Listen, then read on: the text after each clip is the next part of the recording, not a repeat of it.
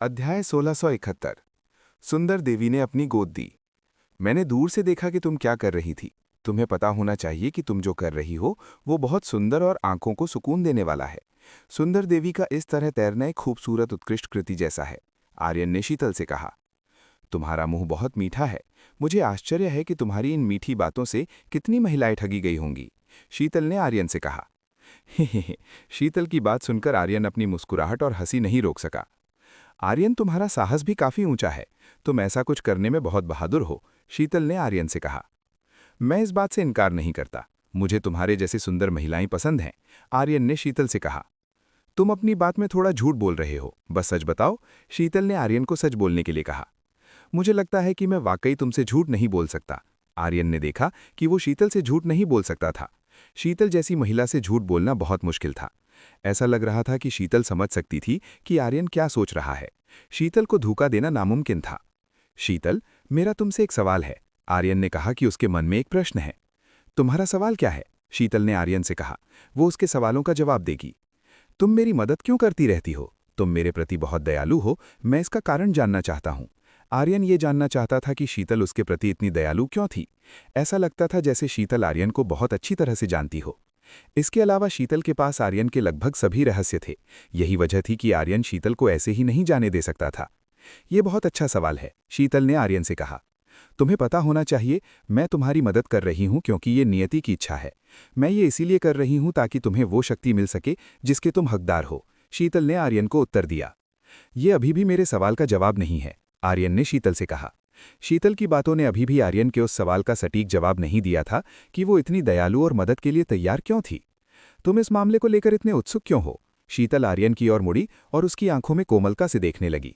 ऐसा कौन सा पुरुष होगा जो शीतल की ऐसी नजरों को झेल पाएगा? शीतल द्वारा इस तरह देखे जाने को कोई भी सहन नहीं कर पाएगा। बेशक, ये वाकई अजीब बात है। तुम्हारे जैसी सुंदर महिला अचानक इतनी दयालु हो गई, और तुम तब भी कोई विरोध नहीं करती जब मैं ऐसा कुछ करता हूं। क्या ये वास्तव में अजीब नहीं है? आर्यन ने शीतल से कहा। आर्यन जिन भी सुंदर देवियों से मिला था, उनमें शीतल ही एकमात्र ऐसी थी जिसने आर्यन के छूने पर कोई विरोध नहीं किया। किसी कारण से ऐसा महसूस होता था जैसे शीतल पहले से ही आर्यन की है। मुझे पता है कि तुम कुछ भी बुरा नहीं करोगे, तो फिर मैं विरोध क्यों करूं? शीतल ने आर्यन से कहा। शीतल अपनी बात को लेकर बहुत आत्मविश्वस्त लग रही थी। उसे विश्वास था कि आर्यन उसे नुकसान पहुंचाने के लिए कुछ नहीं करेगा। तुम इतने यकीन के साथ कैसे कह सकती हो कि मैं ऐसा कुछ नहीं करूंगा जिससे तुम्हें नुकसान हो? आर्यन ने शीतल से पूछा। मैं किसी को परखने में गलत नहीं होंगी, शीतल ने उत्तर दिया। उसे आर्यन पर काफी भरोसा था। मैं अभी भी एक उत्साही युवक हूं, इसीलिए मैं तुम्हारे जैसी सुंदर महिला के लिए निश्चित रूप से कुछ कर सकता हूं, आर्यन ने शीतल से कहा।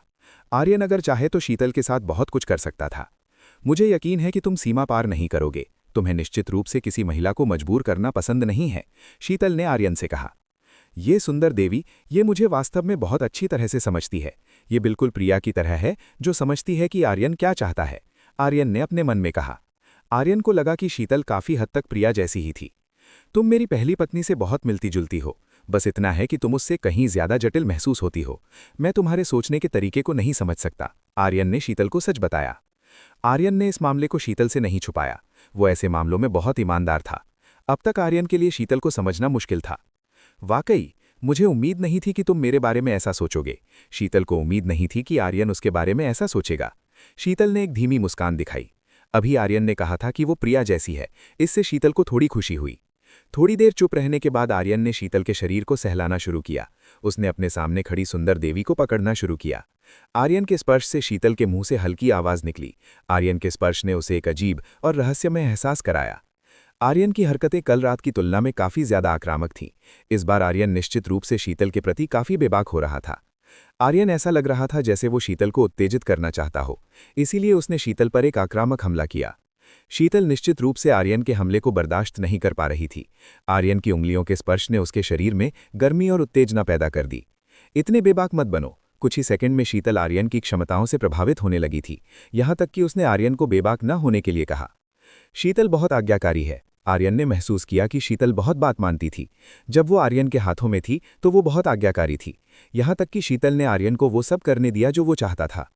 शीतल वास्तव में आर्यन से लड़ना चाहती थी, लेकिन दुर्भाग्य से उसमें ऐसा करने की शक्ति नहीं थी। जब आर्यन उसे छूता था तो वो खुद को कमजोर महसूस करती थी। आर्यन का स्पर्श महसूस करते ही उसकी सारी शक्ति और प्रतिरोध गायब हो गया।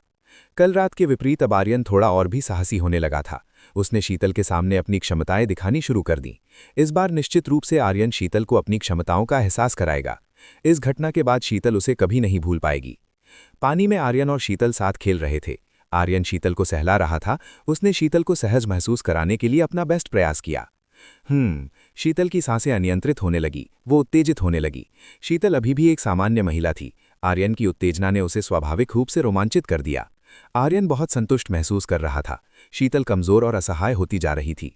आर्यन इस बात से संतुष्ट था कि शीतल जैसी सुंदर देवी को उसने इस स्थिति में पहुंचा दिया था। क्योंकि शीतल पहले से ही उत्तेजित थी, इसीलिए अब आर्यन के लिए हमला करने का समय था। उसने अपने सामने खड़ी शीतल को चूमने की कोशिश की। शीतल जैसी सुंदर देवी को चूमने का कैसा महसूस होता है? ऐसा मत करो, शीतल ने आर्यन से कहा। उसने आर्यन को ऐसा करने की अनुमति नहीं दी। आर्यन ऐसा नहीं कर सका। शीतल अभी भी सचेत थी और उसने आर्यन को मना कर दिया। चलो किनारे पर चलते हैं, ऐसा लगता है कि अंधेरा हो रहा है, शीतल ने आर्यन से कहा। शीतल आर्यन को आराम करने के लिए किनारे पर ले गई। चलो भी, मैंने तो अभी शुरुआत ही की थी। आर्यन थोड़ा असंतुष्ट था। भले ही उसने अभी शुरुआत की थी और शीतल उसे किनारे पर ले आई। ज्यादा शिकायत मत करो, शीतल ने आर्यन से कहा। आर्यन के पास कोई विकल्प नहीं था। वो और शीतल आखिरकार समुद्र से बाहर आ गए। समुद्र से बाहर आने के बाद शीतल आर्यन को समुद्र के किनारे बैठने के लिए ले गई। वे सूर्य ढलने तक समय का आनंद ले सकते थे। दिन ढलने में अभी थोड़ा समय था। यहाँ आओ, शीतल ने आर्यन से कहा। शीतल ने आर्यन को अपनी कोमल जांघों पर लेटने के लिए कहा। तो फिर मैं औपचारिकता नहीं करूंगा। शीतल के इस लुभावने प्रस्ताव को देखकर आर्यन तुरंत सहमत हो गया। उसने शीतल के प्रस्ताव को ठुकराया नहीं। आर्यन शीतल के प्रस्ताव को कैसे ठुकरा सकता है? केवल एक मूर्ख ही शीतल के प्रस्ताव को ठुकराएगा। कोई सुंदर देवी आर्यन को ऐसा प्रस्ताव और कब देगी? शायद केवल शीतल ही आर्यन को इस तरह की चीज देने के लिए तैयार थी। आर्यन शीतल की गोद में लेट गया। उन्होंने समुद्र की ओर देखा, जो धीरे धीरे अंधेरे में बदल रहा था। ये जगह काफी खूबसूरत है। कल जब सूर्य उदय होगा तो वो देखने लायक होगा, आर्यन ने शीतल से कहा। कल? शीतल ने धीरे से बुदबुदाया। जब शीतल ने यह कहा तो उसकी आवाज में निराशा का पुट था। क्या बात है? आर्यन ने शीतल से पूछा। कुछ नहीं, शीतल ने कहा कि कुछ नहीं हुआ। आर्यन और शीतल ने अपने समय का आनंद लिया। दोनों ने बातचीत की और एक दूसरे के बहुत करीब आ गए। कभी कभी आर्यन मौके का फायदा उठाता और शीतल को हल्का सा छू लेता। आर्यन का स्पर्श काफी उत्तेजक था, जिससे शीतल के लिए आर्यन के स्पर्श को बर्दाश्त करना मुश्किल हो गया। इसीलिए शीतल ने आर्यन को रोकने की कोशिश की। उसने आर्यन को रोका, जो अधिक से अधिक आक्रामक हो रहा था। थोड़े ही समय में आर्यन और शीतल का रिश्ता काफी विकसित हो चुका था। दोनों में से किसी को भी एहसास नहीं हुआ कि काफी देर हो चुकी है, क्योंकि अब उनके लौटने का समय हो गया था। आर्यन और शीतल इमारत में वापस आ गए। दोनों अलग अलग हो गए और अपने अपने कमरों में चले गए। इस बार शीतल ने एक ही कमरे में सोने से इनकार किया, इसीलिए उसने अपना अलग कमरा चुना। इस स्थिति में शीतल को आर्यन से अधिक सावधान रहना था। वो कोई जोखिम नहीं लेना चाहती थी। शीतल तक पहुंचना बहुत आसान है, उसके पास लगभग कोई बचाव नहीं है, अवनी ने आर्यन से कहा। हाँ, ये बिल्कुल सही कह रही हो। आर्यन को अवनी की बात स्वीकार करनी पड़ी। शीतल का आर्यन के प्रति कोई बचाव नहीं लग रहा था। शीतल जैसी शुद्ध कुमारी महिला को इतना रक्षाहीन देखना काफी दुर्लभ था। सच कहूं तो आर्यन इस बात से काफी हैरान था। कल मैं अपना सर्वश्रेष्ठ प्रयास करूंगा। मुझे बस आशा है कि कल और भी बेहतर होगा। आर्यन सोचने लगा कि वो शीतल के साथ क्या करेगा। आर्यन के पास अभी भी शीतल के साथ मजेदार चीजें करने का समय था। उसे ऐसा मौका हाथ से नहीं जाने देना चाहिए। अध्याय 1672। सानवी ने आर्यन के बारे में जानकारी जुटाई। आर्यन ने साधना शुरू करने का फैसला किया। वो बिस्तर पर बैठ गया और साधना में लीन हो गया। जल्द ही या देर से सुबह तो होनी ही थी। समय बहुत तेजी से बीत गया और अब सुबह हो चुकी थी। सूरज जल्द ही उगने वाला था। आर्यन शीतल के साथ खूबसूरत नज़ारा देखने के लिए और इंतजार नहीं कर सकता था। आर्यन तुरंत शीतल के कमरे का दरवाज़ा खटखटाने गया। उसने शीतल को बाहर आने के लिए आमंत्रित किया। कई बार पुकारने के बाद भी आर्यन को अंदर से कोई जवाब नहीं मिला। इससे आर्यन को थोड़ा संदेह हुआ कि अंदर से कोई उत्तर क्यों नहीं आ रहा है। चूंकि कोई जवाब नहीं मिला, इसलिए आर्यन सीधे जबरदस्ती दाखिल हो गया। शीतल, क्या तुम अंदर हो? आर्यन ने चारों ओर देखा, लेकिन अब तक उसे शीतल का कहीं पता नहीं चला। ये कमरा खाली था। इस कमरे में कोई नहीं था, बस चारों ओर फर्नीचर रखा था। वो इस जगह पर नहीं है। आर्यन को शीतल का कहीं पता नहीं चला। शीतल उस कमरे में नहीं थी। शीतल का पता न चलने पर आर्यन तुरंत उसकी तलाश में निकल पड़ा। उसने उस जगह के हर कोने को छान मारा। आर्यन ने आसपास की सभी जगहों पर तलाशी ली थी, लेकिन हकीकत में उसे अभी भी शीतल का कोई सुराग नहीं मिला। क्या वो पहले ही जा चुकी है? ये देखकर आर्यन पुष्टि कर सकता था कि शीतल इस जगह से चली गई होगी। अवनी भी शीतल की उपस्थिति को महसूस नहीं कर पा रही थी। आर्यन वापस शीतल के कमरे में आया। जब वो वापस आया तो उसे मेज पर एक पत्र मिला। आर्यन ने मेज पर रखा वो पत्र उठाया और पढ़ा। आर्यन, कल का समय काफी सुखद था, लेकिन मुझे खेद है कि मुझे जाना पड़ रहा है। मेरे पास बहुत सारे अधूरे काम हैं। शीतल द्वारा लिखे गए पत्र में ये कहा गया था। तो वो सच में चली गई। आर्यन को जब इस बात का पता चला तो वो काफी निराश हुआ। वो इस बात से दुखी था कि वो शीतल के और करीब नहीं आ सका। मुझे आश्चर्य है कि क्या हम भविष्य में फिर कभी मिलेंगे। आर्यन जानना चाहता था कि क्या वे भविष्य में फिर मिलेंगे। उसे उम्मीद थी कि आगे चलकर वो शीतल से दोबारा मिल पाएगा। शीतल के साथ सूर्योदय का आनंद ना ले पाने के कारण आर्यन अकेले ही इस सूरज को देखने के लिए मजबूर था। अगर शीतल आर्यन के बगल में होती और उसके जैसी सुंदरी का साथ मिलता तो ये निश्चित रूप से खुशी की बात होती। आर्यन। जब आर्यन सूरज को देख रहा था, उसने किसी को अपना नाम पुकारते हुए सुना। आर्यन ने देखा कि ऐश्वर्या 2 अन्य महिलाओं के साथ आई थी। ऐश्वर्या। आर्यन ने अपने सामने खड़ी अपनी खूबसूरत मंगेतर ऐश्वर्या को गले लगा लिया। मुझे खुशी है कि तुम ठीक हो। तुम्हें पता होना चाहिए कि मैं वाकई तुम्हारे लिए बहुत चिंतित थी, ऐश्वर्या ने आर्यन से कहा। सच तो ये था कि ऐश्वर्या वास्तव में आर्यन के लिए बहुत परेशान थी। लगभग 4 महीनों तक ऐश्वर्या हमेशा आर्यन की सुरक्षा के लिए प्रार्थना करती थी। वो हमेशा प्रार्थना करती थी कि आर्यन उसके पास वापस आ जाए। आर्यन को खोने का एहसास बहुत कष्टदायक था। मैं वापस आ गया हूं, इसलिए अब तुम चैन की सांस ले सकती हो, आर्यन ने ऐश्वर्या से कहा। उसने ऐश्वर्या को शांत किया और उसे और अधिक सहज महसूस कराने की पूरी कोशिश की। ऐश्वर्या को आर्यन से एक असाधारण गर्माहट महसूस हुई। उसे लगा कि उसे वो एहसास वापस मिल गया जिससे वो सबसे अधिक प्रसन्न होती थी। ऐश्वर्या यहाँ अश्विनी और मायरा के साथ आई थी। ये दोनों ही महिलाएं ऐश्वर्या को इस जगह लेकर आई थी। पति, क्या आप वाकई चाहते हैं कि मैं शिन कबीले के साथ ऐसा करूं? मायरा पास आई और उसने आर्यन से उसकी योजना के बारे में पूछा। सही कहा, क्या तुम ये कर सकती हो? आर्यन ने मायरा से पूछा। मैं कोशिश करूंगी, लेकिन आपको भी मदद करनी होगी, मायरा ने आर्यन से कहा। वो वही कर सकती थी जो आर्यन चाहता था, बस आर्यन को खुद भी इसमें सहयोग करना था। बेशक, मैं करूंगा। आखिरकार अश्विनी भी हमारी मदद करेगी, आर्यन ने अश्विनी से कहा। मैं बहुत ज़्यादा सामने नहीं आ सकती, इसलिए मैं तुम लोगों की पर्दे के पीछे से मदद करूंगी, अश्विनी ने आर्यन और मायरा से कहा। कोई बात नहीं, इतना काफ़ी है। आर्यन को इस तरह की बात से कोई आपत्ति नहीं थी। जब तक अश्विनी मदद के लिए तैयार थी, तब तक ये बहुत अच्छी बात थी। पति, मेरे पास आपके लिए बहुत सारे सवाल हैं। फिलहाल के लिए आप अपने समय का आनंद लें। ऐश्वर्या के पास आर्यन के लिए बहुत सारे प्रश्न थे। अभी के लिए ऐश्वर्या को मौका देना चाहती थी, क्योंकि ऐश्वर्या आर्यन के साथ रहना चाहती थी। मुझे पता है कि तुम क्या चाहती हो। आर्यन जानता था कि ऐश्वर्या क्या चाहती है। इस महिला को निश्चित रूप से दूसरे विश्व की गहराई के बारे में जानकारी चाहिए थी। ऐश्वर्या ने सिर हिलाया। वो आर्यन द्वारा दिए गए जवाब से संतुष्ट थी। आर्यन ने पास मौजूद तीनों सुंदरियों को गले लगा लिया। वे सूर्योदय देखने के समय का आनंद ले रहे थे। सभी महिलाओं में ऐश्वर्या आर्यन के सबसे करीब थी। दूसरी ओर सानवी के कमरे में सानवी आर्यन का जीवन विवरण देख रही थी। उसने देखा कि आर्यन का विवरण अभी भी काफी रहस्यमयी था। वो 9 इमॉर्टल पीक संप्रदाय से है, सटीक रूप से जेड लोटस शिखर से, जो महिलाओं से भरी जगह है। ये बहुत दिलचस्प है। आर्यन के बारे में जानकारी पढ़ने के बाद सानवी को पता चलने लगा कि आर्यन की पृष्ठभूमि कैसी थी। वो सिर्फ एक मध्य स्तर के नक्षत्र लोक के मुख्य शिष्यों में से एक है। उसके जैसे आदमी में क्या खूबी हो सकती है? सानवी को नहीं पता था कि आर्यन में क्या अच्छा था। सच तो ये था कि उसे आर्यन में कुछ भी विशेष नहीं मिला। उसकी पृष्ठभूमि के हिसाब से आर्यन केवल एक मध्य स्तर का सितारा था, इसलिए उसके जैसे किसी में कुछ भी खास नहीं था। जिस बात ने मुझे सबसे ज्यादा हैरान किया वो ये था कि उसे सुंदर महिलाओं से भरे शिखर में स्वीकार किया जा सकता था, जहां लगभग कोई पुरुष नहीं है। सानवी के लिए एकमात्र आश्चर्य की बात यही थी कि आर्यन को अनगिनत सुंदर महिलाओं से भरे शिखर में प्रवेश मिल गया था। इसके अलावा शायद आर्यन में कुछ भी अच्छा नहीं था। सानवी को उसके बारे में और कुछ नहीं मिला। शीतल ने पहले इस तरह के आदमी के बारे में वैसा क्यों सोचा होगा? सानवी को अभी भी जवाब नहीं पता था। वो इस सवाल का जवाब खोजने की कोशिश कर रही थी। क्या तुम बस इतना ही ढूंढ पाई हो? सानवी ने मैनेजर से पूछा। मैडम, मुझे बस इतना ही मिल पाया है। इस आदमी का डेटा यहीं खत्म हो जाता है। मुझे इस आदमी के बारे में और कुछ अच्छा नहीं मिला, मैनेजर ने सानवी से कहा। सानवी ने सिर हिलाया। ऐसा लग रहा था कि वाकई आर्यन में कुछ भी अच्छा नहीं था। शायद उसे इस मामले के बारे में और सोचने की जरूरत नहीं थी। तुम जा सकती हो, सानवी ने मैनेजर को जाने की अनुमति दे दी। बहुत बहुत धन्यवाद। मैनेजर खुश थी कि उसने अपनी नौकरी नहीं खोई। उसने सानवी के लिए अपना बेस्ट प्रयास किया था। मैनेजर काफी भाग्यशाली थी कि उसकी नौकरी बच गई। अगर वो नौकरी खो देती तो ये उसके लिए बहुत नुकसानदायक होता। अध्याय 1673 शिन कबीले के व्यवसाय पर हमला।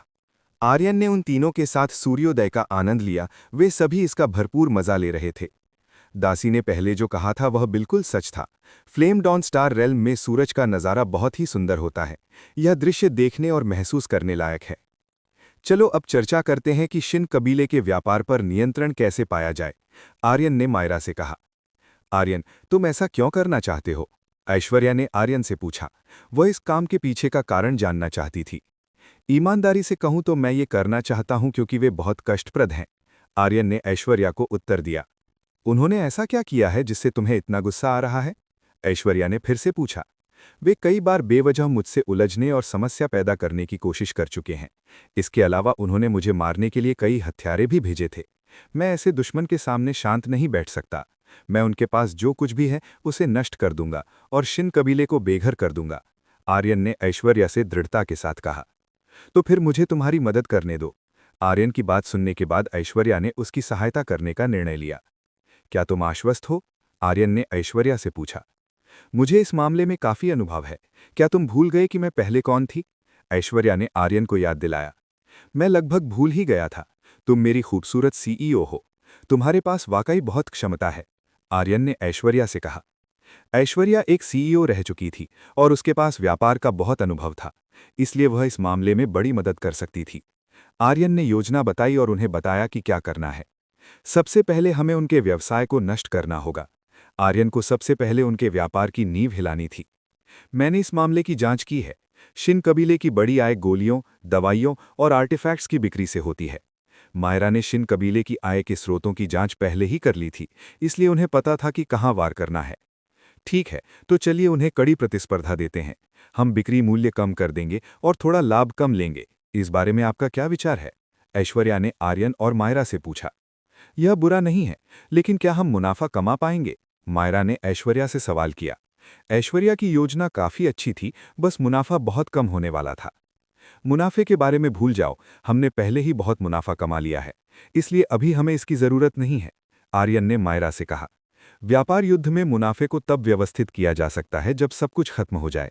सबसे महत्वपूर्ण बात यह थी कि वे शिन कबीले के व्यवसाय पर नियंत्रण कर सकें। अगर आप यही चाहते हैं तो ठीक है, क्योंकि आर्यन ने ऐसा कहा था, मायरा वही करेगी जो आर्यन ने कहा था। मायरा आर्यन की बात बहुत ध्यान से सुनती थी। आर्यन एक अच्छा व्यवसायी था, उसके पास शानदार विचार थे जिससे वह गॉड रेल्म के व्यापार क्षेत्र में आसानी से दबदबा बना सकता था। चूंकि हमने फैसला कर लिया है तो चलिए तभी शुरू करते हैं। मैं तुरंत सबसे अच्छी गोलियां और सबसे अच्छे आर्टिफैक्ट्स उस जगह भेज दूंगी। इसके अलावा मैंने लोगों को उन्हें वितरित करने के लिए पहले ही भेज दिया है, मायरा ने आर्यन और ऐश्वर्या से कहा। मायरा के पास गोलियों और आर्टिफैक्ट्स का एक विशाल भंडार था। ऐसी स्थिति में वे किसी भी समय युद्ध शुरू कर सकते थे। चलो पहले शिन कबीले के मार्केट बेस का पता लगाते हैं और उन पर सीधा प्रहार करते हैं। मैं कुछ और गोलियां भी बेचने के लिए बनाऊंगा, आर्यन ने मायरा से कहा। यह बहुत अच्छा है, मायरा यह सुनकर खुश हो गई। आर्यन व्यापार के लिए गोलियां बनाने जा रहा था। निश्चित रूप से परिणाम बहुत अच्छे होने वाले थे। मायरा जानती थी कि आर्यन का कौशल कितना शक्तिशाली है, इसलिए वह कह सकती थी कि अगर आर्यन ने कोई गोली बनाई तो उसे निश्चित रूप से पसंद किया जाएगा। कृपया मेरे लिए सामग्री और पर्याप्त कढ़ाई तैयार करें, आर्यन ने मायरा से कहा। वह चाहता था कि मायरा सारी सामग्री तैयार रखे ताकि वह गोलियां बनाना शुरू कर सके। कढ़ाई? ठीक है, मैं इसे अभी करूंगी। मायरा ने ज्यादा सवाल नहीं किए, उसने बस वही किया जो आर्यन ने आदेश दिया था। वह सीधे गई और सब कुछ तैयार कर लिया। ऐश्वर्या मैदान में जा रही थी। उसे अब मायरा ने प्रतिनिधि के रूप में नियुक्त किया था, इसलिए ऐश्वर्या जो चाहे वह कर सकती थी। आर्यन, ऐश्वर्या और मायरा ने मिलकर काम किया। वे तीनों बहुत अच्छे से सहयोग कर रहे थे। यहाँ अश्विनी सुरक्षा की प्रभारी बनी। वह सुरक्षा की देखरेख करेगी और शिन कबीले को कुछ भी बुरा करने से रोकेगी। जब सभी कार्य समान रूप से विभाजित हो गए तो हर कोई अपने अपने काम में जुट गया। गोलियां बनाने में समय बचाने के लिए आर्यन परिद्वार के अंदर चला गया। आर्यन ने अपनी मदद के लिए क्लोन का इस्तेमाल किया। शैडो क्लोन न केवल युद्ध के लिए अच्छा था, बल्कि इसका उपयोग आर्यन निम्न ग्रेड की गोलियां बनाने के लिए भी कर सकता था। जब तक वे निम्न ग्रेड की गोलियां थीं, उन्हें शैडो क्लोन द्वारा संभाला जा सकता था। शैडो क्लोन की मदद से आर्यन ने जल्द ही अनगिनत गोलियां बना ली। उसने एक दिन में शुद्धतम क्वालिटी की हजारों गोलियां बनाईं। मायरा और ऐश्वर्या की बिक्री सफल होने लगी। वे तुरंत शिन कबीले के 40% बाजार पर कब्जा करने में सफल रहे। शिन कबीले ने अभी भी इस पर ज्यादा ध्यान नहीं दिया। जब उन्होंने इस बारे में सुना तो उन्होंने तुरंत कोई कदम नहीं उठाया। वे अभी भी सोचते थे कि शिन कबीले का बाजार बहुत मजबूत है और छोटे खिलाड़ी उनके दबदबे को नहीं हरा पाएंगे। पहला एक हफ्ता बीत गया और शिन कबीले को मुश्किलें होने लगी। उनकी बिक्री वास्तव में बहुत कम हो गई थी और इस एक हफ्ते के दौरान उनके पास बहुत कम खरीदार थे। इसने शिन कबीले की आर्थिक स्थिति को काफी गंभीर समस्या में डाल दिया। उनके पास काम चलाने और नियुक्त किए गए एल्केमिस्ट के रखरखाव के लिए पैसों की कमी होने लगी। अगर यह इसी तरह चलता रहा तो जल्द या देर से शिन कबीले का व्यवसाय निश्चित रूप से भारी मुसीबत में पड़ जाएगा। ये क्या हुआ? हमारी आय इतनी कम क्यों हो गई? शिन कबीले के नेता ने अपने हाथ में मौजूद कागज को मेज पर पटका। जब उसे पता चला कि क्या हुआ है तो वह गुस्से से आग बबूला हो गया। कुलपति, ऐसा लगता है कि एक नए व्यापारी ने बाजार पर कब्जा कर लिया है। वे जो गोलियां, दवाइयां और आर्टिफैक्ट्स बेच रहे हैं वे बहुत उच्च मूल्य और बहुत शुद्ध हैं। हमारे सभी खरीदार उन्हीं के पास जा रहे हैं। प्रभारियों में से एक ने रिपोर्ट दी। तुम इस मामले को ऐसे कैसे होने दे सकते हो? क्या तुम एक छोटी सी समस्या का समाधान नहीं कर सकते? कुलपति योगेश ने वहां मौजूद सभी लोगों से कहा। योगेश वास्तव में बहुत गुस्से में था। इस मामले के प्रभारियों द्वारा दिए गए उत्तरों को सुनकर वह आग बबूला हो गया। प्रभारी एल्डर्स अपने सिर झुकाए हुए थे। वे सभी शर्मिंदा थे क्योंकि वे अपने सौंपे गए कार्य को पूरा करने में विफल रहे थे। मैं तुम्हारे बहाने नहीं सुनना चाहता। तुम सभी जल्दी जाओ और इस सब को खत्म करो। यदि आवश्यक हो तो दुश्मन के व्यापार को नष्ट कर दो और इसके लिए कुछ शक्तिशाली हथियारों को भेजो, योगेश ने एल्डर से कहा। कुलपति, क्या आप अपनी बात पर कायम हैं? हमें दुश्मन की शक्ति का अंदाजा नहीं है। अगर हम बहुत जल्दबाजी में कदम उठाते हैं तो यह बहुत नुकसानदायक हो सकता है, एल्डर्स में से एक ने योगेश से कहा। क्या तुम सिर्फ एक छोटे से व्यापारी से डर रहे हो? हम शिन कबीले हैं। हम डर नहीं सकते और उस पद को नहीं खो सकते जिसे हमने इतने लंबे समय में बनाया है, योगेश ने सभी एल्डर्स से कहा। कई एल्डर्स योगेश की बात से सहमत थे। वे इस मामले को नज़रअंदाज नहीं कर सकते थे। यदि वे जल्द ही अपने प्रतिद्वंदियों से छुटकारा नहीं पाते तो यह निश्चित था कि वे अपना गौरव खो देंगे। अध्याय 1674। शिन कबीला व्यापार में हस्तक्षेप करना और बदनामी फैलाना शुरू करता है। चूंकि उन्होंने हमारे व्यवसाय को नष्ट करने का साहस किया है, इसलिए हमें चुप नहीं रहना चाहिए। हमें भी उनके व्यवसाय को नष्ट करना होगा। चूंकि आर्यन शिन कबीले के व्यवसाय को बर्बाद करना चाहता था, इसलिए शिन कबीले को भी जल्दी से जवाबी हमला करना पड़ा, अन्यथा वे बड़ी मुसीबत में पड़ जाते। जल्दी से मेरे आदेशों का पालन करो, अब और समय बर्बाद न करो। योगेश ने सभी को तुरंत आदेशों को लागू करने का निर्देश दिया। एल्डर और प्रभारी लोग तुरंत निकल पड़े। उन्होंने बिना देरी किए जवाबी हमला शुरू कर दिया। आर्यन वर्तमान में अभी भी परिद्वार के अंदर था।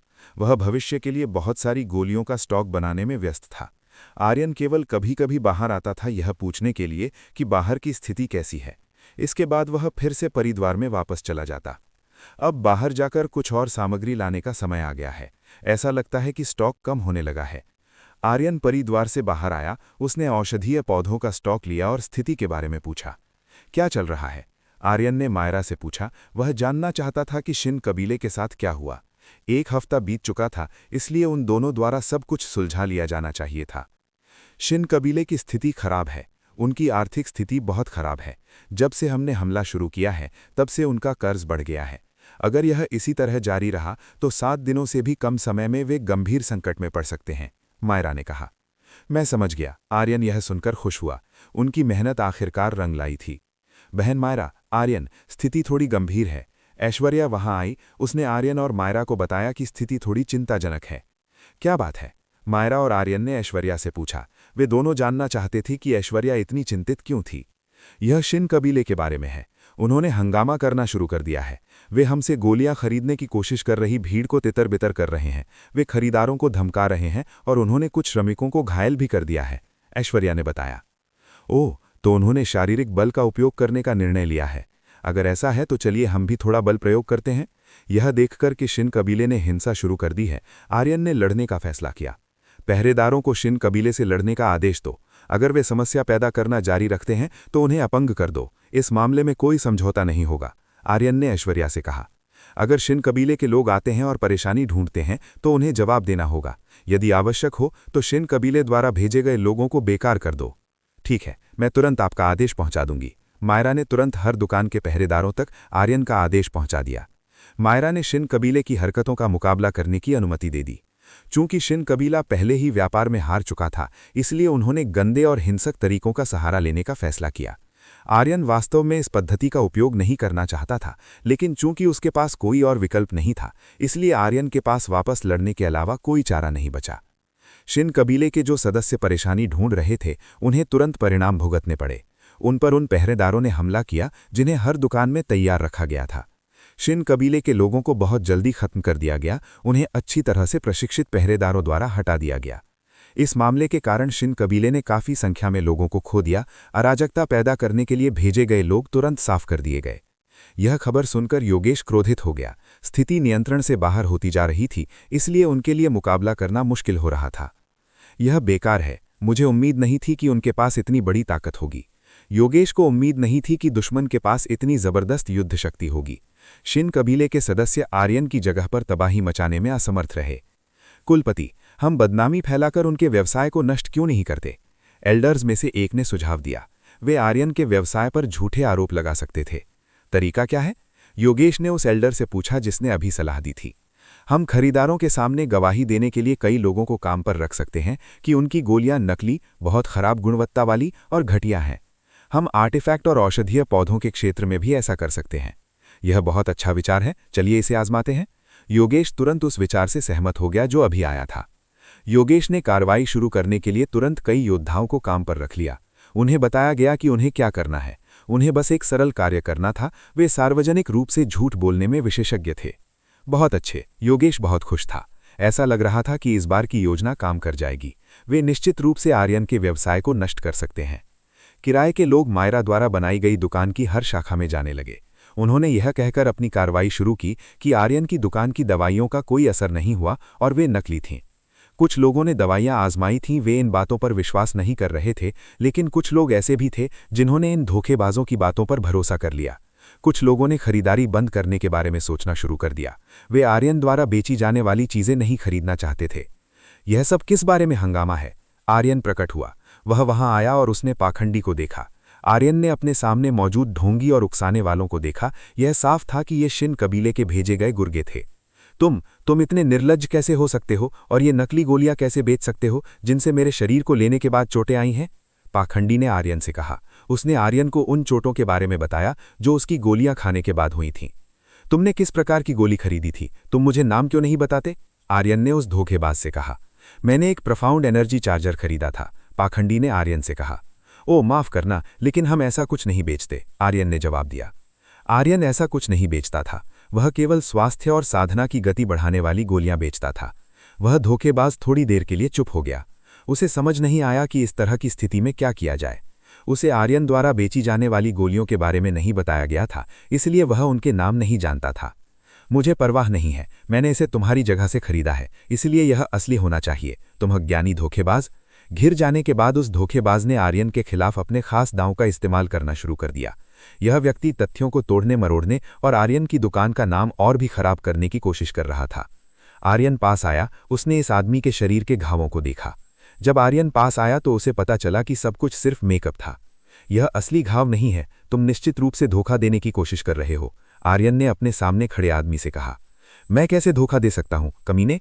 सच्चाई का पता चलते ही पाखंडी ने तुरंत आर्यन द्वारा लगाए गए आरोपों से बचने की कोशिश की। आर्यन ने दुकान में रखी तलवार ली। उसने तुरंत अपने सामने खड़े उस पाखंडी पर तब तक हमला किया जब तक कि उसका खून नहीं निकल गया। आर्यन जो हथियार बेच रहा था वह काफी सक्षम था। वह सिर्फ एक छोटे से खरोंच के साथ उस धोखेबाज को घायल करने में सक्षम था। आह, तुम क्या कर रहे हो, कमीने? धोखेबाज ने आर्यन पर चिल्लाया। आर्यन इतने सारे लोगों के सामने खुद पर हमला कैसे कर सकता था? इससे आर्यन मुसीबत में पड़ सकता था। आप सभी देखिए, इसने अपनी बुराई को छिपाने के लिए एक व्यक्ति पर हमला किया है, पाखंडी ने आसपास मौजूद सभी लोगों को चिल्लाकर बताया। अध्याय 1675। पाखंडी को मूर्ख बनाना। आसपास के लोग आपस में कानाफूसी करने लगे। उन्हें इस बात का पछतावा था कि आर्यन ने क्या कर दिया था। माफ करना, ऐसा लगता है कि मेरा हाथ फिसल गया। मैं बस अपने पास मौजूद हथियार को आजमाना चाहता था, आर्यन ने अपने सामने खड़े उस पाखंडी से कहा। तुम बकवास कर रहे हो, यह साफ है कि तुम मुझे मारना चाहते हो, पाखंडी ने बहुत तेज स्वर में कहा। उस धोखेबाज ने यह जानबूझकर किया था। उसका उद्देश्य बहुत स्पष्ट था। वो चाहता था कि हर कोई जान जाए कि आर्यन कैसा है।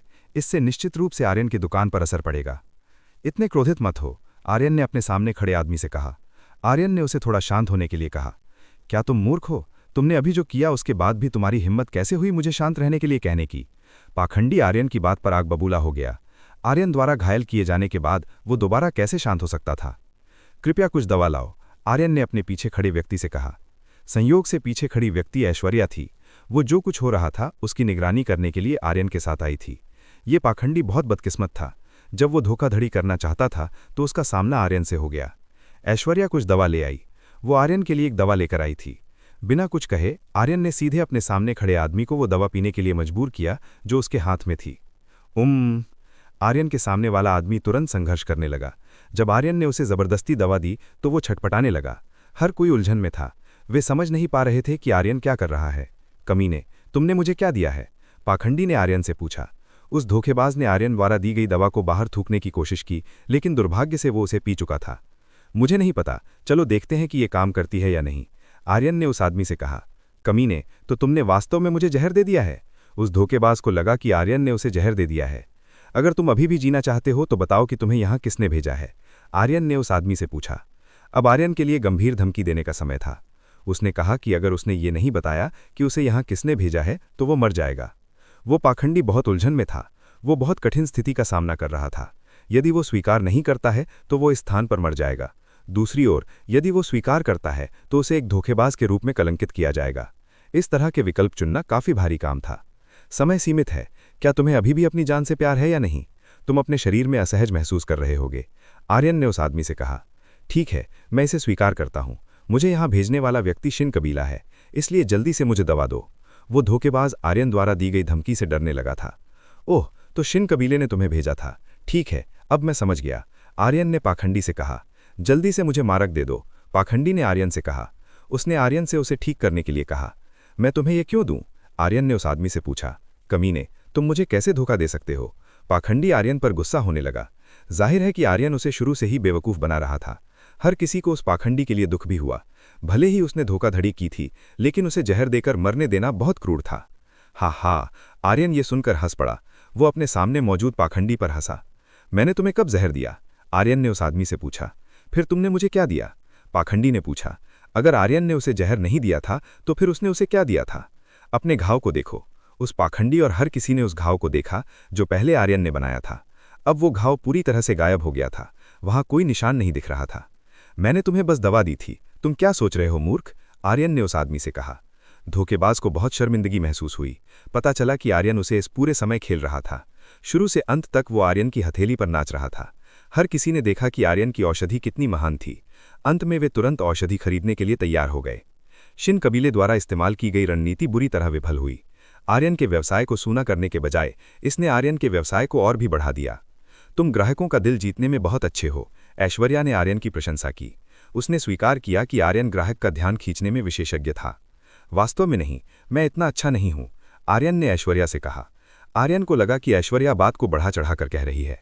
ऐश्वर्या, कृपया इस जगह के सभी व्यापारिक मामलों को संभालो, मैं जाकर कुछ निपटाता हूं, आर्यन ने ऐश्वर्या से यहां सब कुछ व्यवस्थित करने के लिए कहा। आर्यन पहले कहीं जाना चाहता था। वो कुछ बहुत महत्वपूर्ण काम पूरा करेगा। ठीक है, मैं इसे करूंगी, ऐश्वर्या ने सिर हिलाया। जब तक आर्यन इस जगह पर नहीं होगा वो इस जगह की रक्षा करने की पूरी कोशिश करेगी। बहुत बहुत धन्यवाद, आर्यन ने ऐश्वर्या को धन्यवाद दिया। ऐश्वर्या आर्यन के लिए बहुत मददगार थी। आर्यन कसीनो गया। उसने कल्पेश के ठिकाने की तलाश की। आर्यन ने जल्दी ही कल्पेश को पता लगा लिया जो अपने दोस्तों के साथ मजे कर रहा था। आर्यन आया और तुरंत कल्पेश को घसीटकर एक जगह ले गया। तुम्हें क्या चाहिए? कल्पेश ने आर्यन से पूछा। मैं तुमसे कुछ पूछना चाहता हूं, शिन कबीले ने अपना खजाना कहाँ छिपाया है? आर्यन ने कल्पेश से कहा। वो शिन कबीले के व्यवसाय को नष्ट करने के लिए आर्यन को निश्चित रूप से बहुत समय चाहिए था। आखिरकार जो कुछ भी हुआ था उसके बाद शिन कबीला कई बार उसके लिए परेशानी ढूंढ रहा था। अगर ये इसी तरह चलता रहा तो शिन कबीला निश्चित रूप से और भी सैनिकों को भेज सकता था।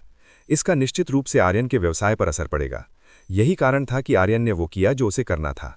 शिन कबीला अपना खजाना सबसे पीछे और 10 मील की गहराई में रखता है। उस जगह में घुसना बहुत मुश्किल है। केवल कुछ ही लोग वहां जा सकते हैं, कल्पेश ने आर्यन को बताया। क्या तुम उन लोगों में से एक हो जो वहां जा सकते हैं? बेशक, कल्पेश ने सिर हिलाया। उसने कहा कि वो उन लोगों में से एक है जो उस जगह में प्रवेश कर सकता है। तो ऐसी बात है, ये अच्छी जानकारी है। आवश्यक जानकारी प्राप्त करने के बाद आर्यन ने कल्पेश की याददाश्त मिटा दी। ऐसा करने के बाद आर्यन तुरंत शिन कबीले की दिशा में चल दिया।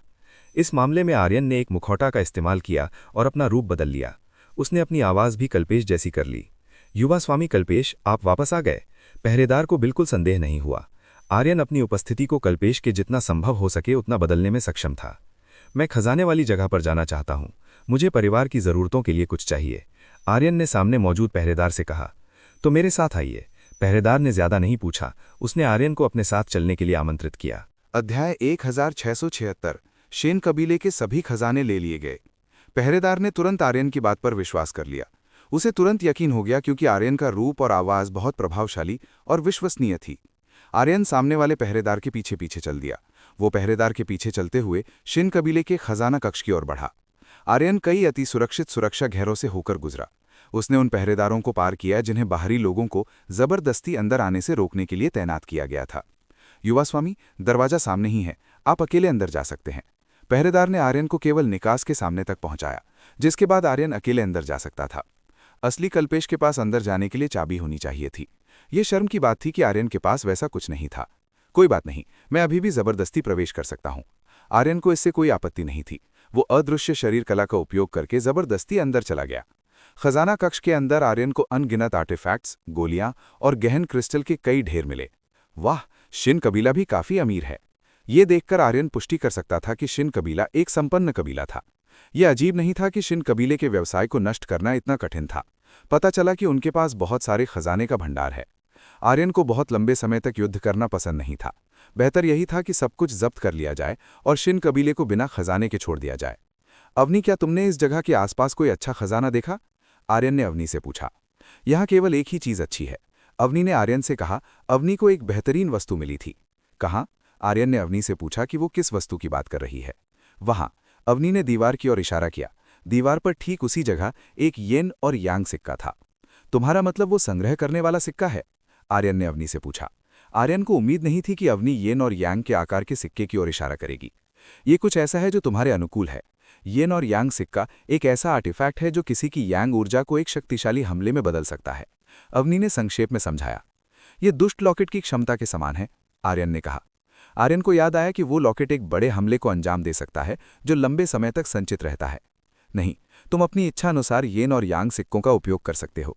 तुम्हारे शरीर में जितनी शुद्ध यांग ऊर्जा होगी, शक्ति उतनी ही प्रबल होगी, अवनी ने कहा। ओह, तो ये बात है। आर्यन आखिरकार समझ गया कि अवनी का क्या मतलब था। इस चीज को एक शक्तिशाली हमला करने के लिए उसकी यांग ऊर्जा की आवश्यकता थी। यदि तुम इसे समृद्ध येन ऊर्जा वाली महिला के साथ मिलाते हो तो इसकी शक्ति और बढ़ जाएगी, अवनी ने कहा। मुझे लगता है कि ये मेरी हर महिला के काम आएगा। आर्यन को लगा कि ये उसकी सभी महिलाओं के काम आएगा, इसलिए उसने इसे रख लिया। आर्यन ने एक स्पेस रिंग निकाली। उसने खजाना कक्ष की हर चीज उस स्पेस रिंग में डाल दी। ठीक है, सब कुछ अंदर आ गया है। अब नोट लिखने का समय है। आर्यन के जाने से पहले वो शिन कबीले के लोगों के लिए एक नोट छोड़ना चाहता था ताकि वे पढ़ सकें कि आर्यन ने क्या लिखा है। नोट रखने के बाद आर्यन तुरंत शिन कबीले से निकल गया। अब शिन कबीले की हवेली में आर्यन के लिए करने के लिए कुछ नहीं बचा था। आर्यन ने बिना पकड़े गए बाहर टेलीपोर्ट करने की अपनी क्षमता का उपयोग किया। आर्यन ने तुरंत मुखौटा उतार दिया और अपनी वास्तविक पहचान में वापस आ गया। पहरेदारों को लगा कि कुछ अजीब है। युवा स्वामी कल्पेश अभी तक बाहर क्यों नहीं आए? ऐसा होना असामान्य था। पहरेदार देखने गया कि कल्पेश क्या कर रहा था। जब पहरेदार नीचे वापस आया तो उसने पाया कि नीचे अब कोई नहीं था। ये जगह शांत थी। युवा स्वामी कहाँ गए? पहरेदार इस जगह के आसपास कल्पेश के ठिकाने की तलाश कर रहा था। कुछ देर तक खोजने के बाद भी उसे कल्पेश का पता नहीं चला। कुछ ठीक नहीं है, मुझे तुरंत इस मामले की रिपोर्ट कुलपति को देनी चाहिए। ये देखते हुए कि कुछ गलत हुआ है, पहरेदार तुरंत गए और योगेश को मामले की जानकारी दी। योगेश को पहरेदार द्वारा दी गई रिपोर्ट मिली। रिपोर्ट मिलने के बाद योगेश सीधे खजाना कक्ष की ओर गया। उसने खजाना कक्ष का ताला खोला और देखना चाहा कि कल्पेश क्या कर रहा था। जैसे ही योगेश ने दरवाजा खोला, उसने पाया कि खजाना कक्ष खाली था। इस जगह के आसपास कुछ भी नहीं था। इस जगह में क्या हुआ? योगेश एक शेर की तरह दहाड़ा जिसकी पूंछ पर अभी अभी पैर रखा गया था। योगेश का स्वर बहुत ऊंचा और गुस्से से भरा हुआ था। योगेश ने पास के पहरेदार को पकड़ लिया। उसने तुरंत पूछा कि इस जगह क्या हुआ, उसकी सारी संपत्ति कहाँ गई? कुलपति, मुझे इस मामले के बारे में कुछ नहीं पता। पहरेदार ने कहा कि उसे इस बारे में कोई जानकारी नहीं है। जल्दी बताओ क्या हुआ, वरना तुम्हें अपनी जान से हाथ धोना पड़ेगा। योगेश पास के पहरेदार पर चिल्लाया। वो उस पहरेदार पर दहाड़ रहा था जो खजाना कक्ष की रखवाली करने में अक्षम था। कुलपति, उससे पहले युवा स्वामी कल्पेश यहाँ आए थे। उन्होंने कहा था कि वो कुछ ले रहे हैं।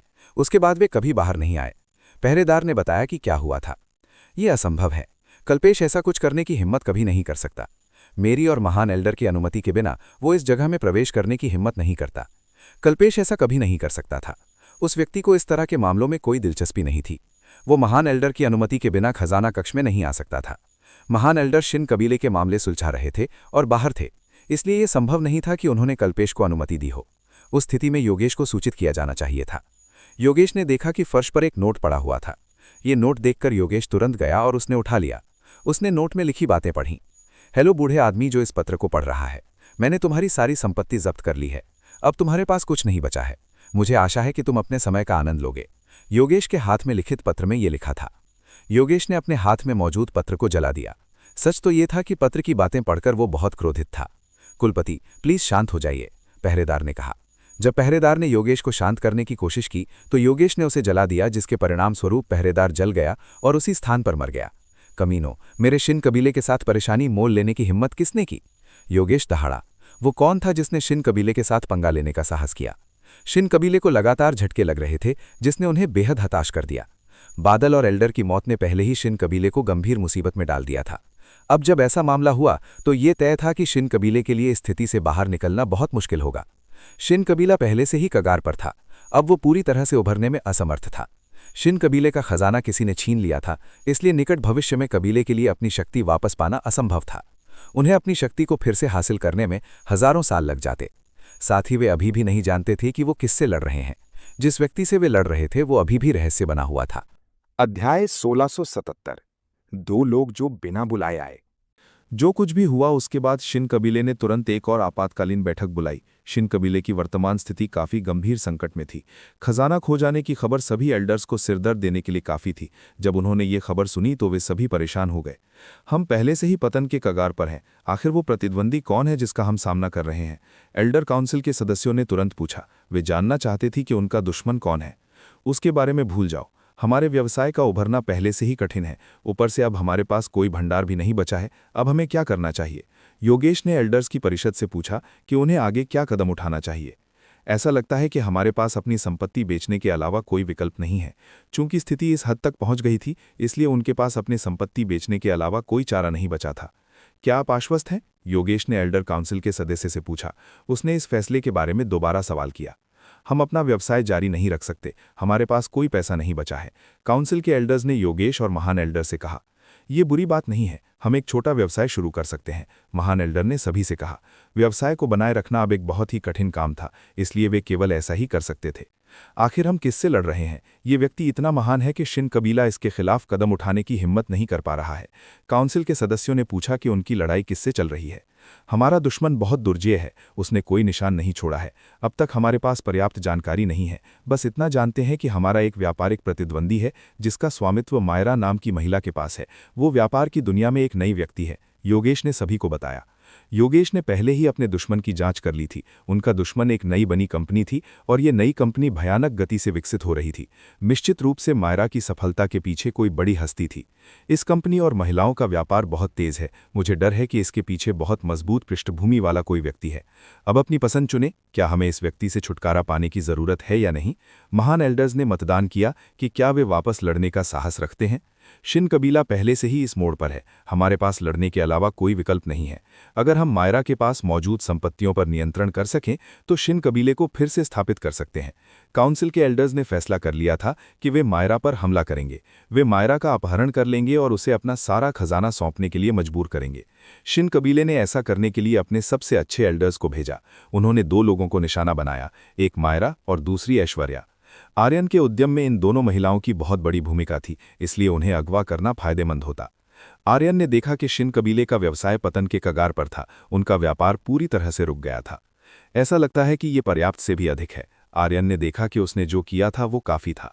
अब जबकि शिन कबीला वापस खड़े होने के लिए संघर्ष कर रहा होगा, वे पहले की तरह वापसी नहीं कर पाएंगे। आर्यन का कार्य पूरा होता दिख रहा था। अब आर्यन को बस वापस जाना था और सब कुछ तैयार करना था। जल्द ही कल्पतरु गांव का प्रवेश द्वार खुलने वाला था। आर्यन ने मायरा और ऐश्वर्या को ढूंढा। उन दोनों ने बहुत अच्छा काम किया था। साथ ही अश्विनी ने भी स्थिति को बहुत अच्छी तरह से सुरक्षित किया था। शिन कबीले ने मायरा और ऐश्वर्या का अपहरण करने के लिए लोग भेजे। वे उस स्थान पर गए जहां ऐश्वर्या और मायरा थीं। शिन कबीले ने दो लोगों को भेजा था। वे महान एल्डर थे, पहला उत्तम और दूसरा कर्मश। इन दोनों को मायरा और ऐश्वर्या के अपहरण के लिए भेजा गया था। वे शक्तिशाली लोग थे जिनकी ताकत योगेश के बराबर थी। हम उस जगह पहुंच गए हैं जिस व्यक्ति की हमें तलाश है वो अंदर होना चाहिए, उत्तम ने कर्मश से कहा। हमें समय बर्बाद करने की जरूरत नहीं है, हमें केवल 2 लोगों को अगवा करना है, इसलिए हम इसे जल्द खत्म कर सकते हैं, कर्मश ने कहा। कर्मश चीजों को जल्द से जल्द खत्म करना चाहता था। कर्मश और उत्तम आगे बढ़े। उन्होंने प्रवेश किया और ऐश्वर्या और मायरा के ठिकाने की तलाश की। अपनी उच्च प्रशिक्षित क्षमताओं के साथ उन्होंने आसानी से मायरा और ऐश्वर्या का पता लगा लिया। ऐश्वर्या और मायरा इस समय आर्यन के साथ थीं। वे एक साथ जीत की चर्चा कर रही थीं। इसके लिए तैयार हो? आर्यन ने बिना बुलाए मेहमानों के आगमन को भांप लिया। इन लोगों के आने से साबित हो गया कि शिन कबीला इस मामले पर चुप नहीं रहने वाला था। यहाँ आर्यन का केवल एक ही दुश्मन था और वो था शिन कबीला। इसलिए इन लोगों को निश्चित रूप से शिन कबीले ने ही भेजा था। तो इस सब के पीछे तुम लोग हो? उत्तम ने आर्यन, मायरा और ऐश्वर्या की ओर इशारा किया। तुम क्या कह रहे हो मुझे समझ नहीं आ रहा। आर्यन ने अनजान बनने का नाटक किया। मूर्ख मत बनो, तुम ही हो जिसने शिन कबीले के व्यवसाय को नष्ट किया है। कर्मश ने आर्यन की ओर इशारा किया। वो आर्यन से नाराज और असंतुष्ट दिख रहा था। तुम बिना किसी सबूत के किसी पर आरोप कैसे लगा सकते हो? आर्यन ने उत्तम और कर्मश से कहा। तुम्हें उस मामले के लिए सबूत की जरूरत नहीं है। तुम पहले से ही जानते हो कि तुम वही हो जिसने उस बड़े व्यवसाय को बर्बाद कर दिया जिसे शिन कबीले ने बनाया था। उत्तम और कर्मश को सबूत की जरूरत नहीं थी। हा हा हा हा हा हा। आर्यन ये सुनकर हंस पड़ा। वो उन 2 बूढ़े लोगों पर हंसा जिन्हें शिन कबीले ने उसके यहाँ भेजा था। तुम वापस जाओ और कहो कि मुझे तुम्हारे शिन कबीले का व्यवसाय चाहिए, अन्यथा शिन कबीला पूरी तरह से अपनी शक्ति खो देगा, आर्यन ने उनसे कहा। उत्तम और कर्मश आर्यन की बात सुनकर नाखुश थे। आर्यन की बातें उकसावे से भरी थीं। जल्दी करो और अभी जाओ, आर्यन ने कहा। कमीने उत्तम सबसे पहले आगे आया। वो आगे बढ़ा और उसके सामने खड़े आर्यन पर हमला किया। जैसे ही उत्तम ने अपनी ताकत दिखाई, कमरा तुरंत हिलने लगा और उसमें दरारें काट गईं। ये कमरा उत्तम द्वारा उत्सर्जित पावर को सहन करने में सक्षम नहीं था। आर्यन ने अपना एक हाथ बढ़ाया, उसने अपनी उंगलियां चटकाईं और उत्तम को हवा में उड़ा दिया। बड़े भाई उत्तम, कर्मश चिल्लाया। उसे उम्मीद नहीं थी कि उत्तम आर्यन के हमले से इतनी आसानी से उड़ जाएगा। आर्यन ने फिर से अपनी उंगलियां चटकाईं और कर्मश को भी कमरे से बाहर फेंक दिया। तुम लोग यहीं रुको, मैं इस मामले को जल्द ही निपटा कर आता हूं। आर्यन ने कहा कि वो जल्द ही वापस आएगा। मायरा और ऐश्वर्या ने सिर हिलाया। वे दोनों यहीं रहेंगी और दूर से लड़ाई देखेंगी। मायरा और ऐश्वर्या की ताकत अभी भी शिन कबीले के इन दोनों महान एल्डर्स के बराबर नहीं थी। इसी वजह से उन दोनों ने आर्यन की मदद करने की जिद नहीं की। अध्याय 1678। उस व्यक्ति का भाग्य जो सुनना नहीं चाहता। ऐसा लगता है कि शिन कबीला वास्तव में मुझसे लड़ना चाहता है। उन्होंने मुझसे लड़ने के लिए 2 लोगों को भेजा है, आर्यन ने उत्तम और कर्मश से कहा। दुर्भाग्यपूर्ण है, उसके पास काफी ताकत है। कर्मश को उम्मीद नहीं थी कि आर्यन के पास एक ही चाल में उन्हें घायल करने की शक्ति होगी। ऐसा लगता है कि इस आदमी ने सब कुछ नियंत्रित कर लिया है। उत्तम ने पुष्टि की कि आर्यन ही वो व्यक्ति था जिसने सब कुछ नियंत्रित किया था। उसने शिन कबीले के खिलाफ हर चीज की योजना बनाई थी।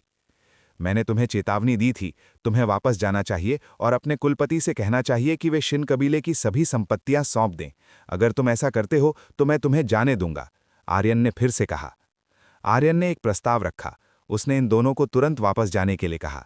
उन्हें योगेश को बताना था कि आर्यन क्या चाहता है। क्या तुम्हें लगता है कि हम मूर्ख हैं जो तुम्हारी बात सुनेंगे? उत्तम ने फिर से इनकार कर दिया। उसने फिर से आर्यन के अनुचित अनुरोध को ठुकरा दिया। तुम लोग मेरी बात न मानकर मूर्खता कर रहे हो, आर्यन ने उत्तम और कर्मश से कहा। उत्तम और कर्मश का गुस्सा बढ़ गया। वे दोनों आर्यन के प्रति बहुत क्रोधित महसूस कर रहे थे। वे आर्यन को मारकर राख कर देना चाहते थे।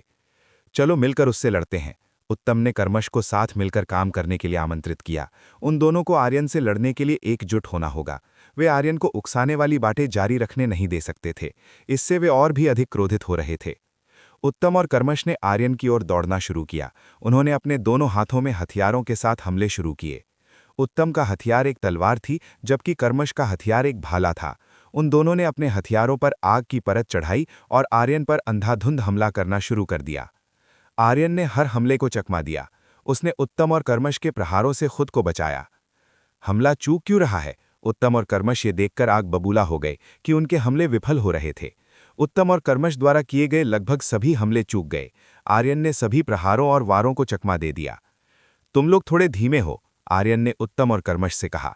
वे दोनों बहुत धीमे थे, जिसकी वजह से उनके हमले आर्यन को नहीं लग पा रहे थे। हमें विश्वास नहीं होता कि तुम हमारे हमलों को चकमा दे सकते हो। उत्तम और कर्मश को यकीन नहीं हो रहा था कि आर्यन उनके हमलों से बच सकता है। ऐसा करना बहुत मुश्किल था। वास्तव में अब तक आर्यन अछूता था।